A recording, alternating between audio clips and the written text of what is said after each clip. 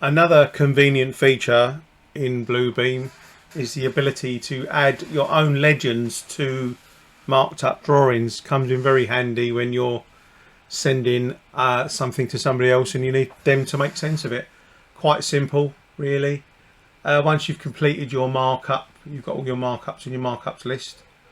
If you go into the area that has the items in it that you want to include in the legend, which is basically the whole screen here, is just pick a cursor, just select everything on the screen so it's all highlighted, zoom in a bit closer, right click everything and go down to legend and scroll across and click create new legend. Now bear in mind, when you click on this, what it will do, it will append that legend to your cursor for you to drag and drop into some white space somewhere.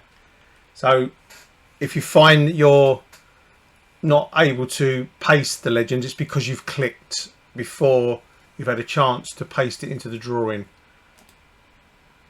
There it is, it's self-explanatory, and of course, as you can with everything in Bluebeam, it's highly customizable. You can pick all the columns you want to show by editing the properties. You can change the